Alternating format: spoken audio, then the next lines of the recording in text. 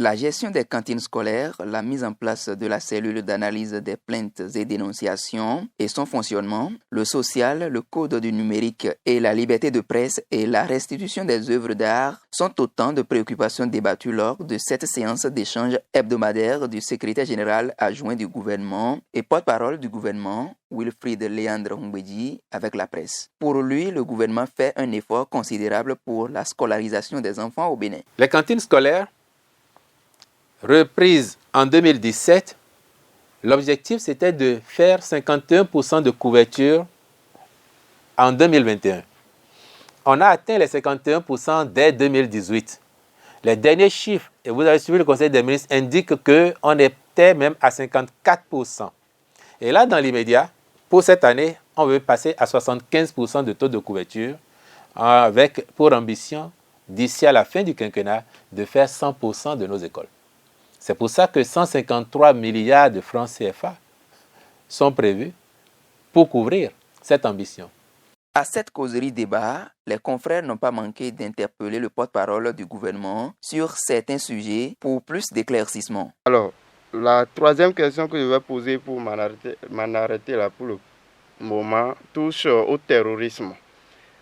Il y avait eu des publications qui ont alerté sur, je ne vais pas dire alerté, qui ont annoncé que il y aurait des soldats français qui appuient les nôtres au nord du pays.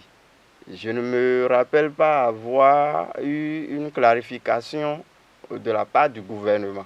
Est-ce qu'aujourd'hui on peut retenir définitivement qu'il y a des soldats français qui appuient les nôtres au nord du pays? Le gouvernement du Bénin entretient des partenariats avec d'autres pays. Que ce soit d'ordre opérationnel, d'ordre politique, d'ordre économique, d'ordre militaire, nous en avons. Et je sais que sur la question de la sécurité et globalement de la prévention de la lutte contre le terrorisme, nous travaillons avec des partenaires, mais nous n'avons pas, à l'heure où je parle là, signé un accord pour que des gens s'installent. Oui. La cellule de dénonciation qui est mise en place, on doit bien se poser la question de savoir qu'est-ce qui n'a pas marché au niveau du Haut Commissariat à la prévention de la corruption pour qu'il y ait encore ce besoin de mettre en place cette cellule.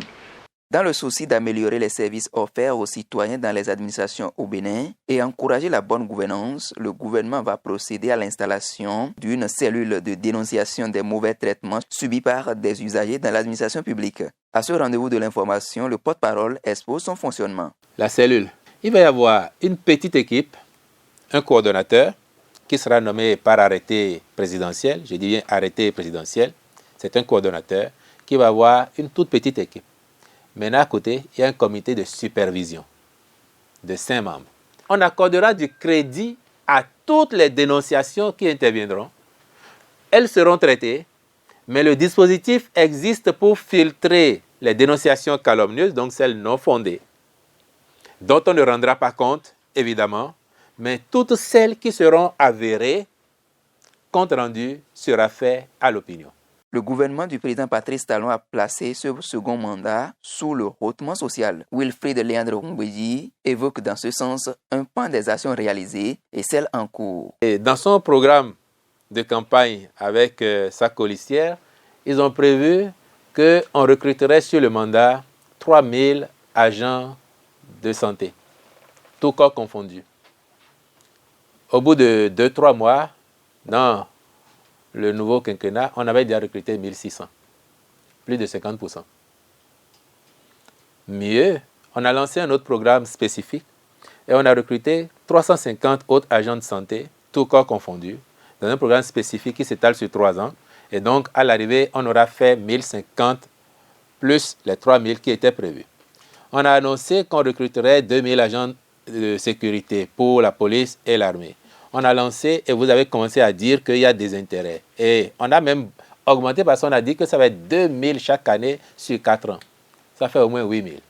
La rentrée passée, j'ai dit qu'on a recruté plus de 4000 nouveaux aspirants ajoutés à ceux qui étaient là, dont les contrats ont été reconduits et qui valent autant de nouveaux emplois, on est à 28 000 à peu près aspirants déployés. J'ai donné le dernier exemple du concours de recrutement d'auditeurs de justice. On a lancé pour 100, on a eu dans les 90. Les hommes des médias devront désormais faire attention au code du numérique qui est un couteau à double tranchant afin d'exercer pleinement leur métier. Tout ce qu'on demande aujourd'hui et qui d'ailleurs par le passé a été moi ma ligne de conduite, et il y en a encore dans cette salle qui peuvent témoigner, c'est que l'on soit responsable de ce que l'on dit ou de ce que l'on écrit, qu'on assume. Lorsque j'ai pris des positions par le passé, lorsque j'ai fait des écrits, je m'étais préparé à être interpellé, à éventuellement répondre devant les tribunaux pour justifier ou fournir les sources. C'est tout ce qu'on demande aujourd'hui, comme dans tous les autres secteurs. Mais à part ça, personne ne vous ferait procès de donner la parole à un tel. On est tous des Béninois. Et donc, personne ne ferait procès à un journal ou à un organe de presse d'avoir fait parler des gens à qui il veut bien donner la parole, même si ces personnes jugent durement ou sévèrement l'action du gouvernement.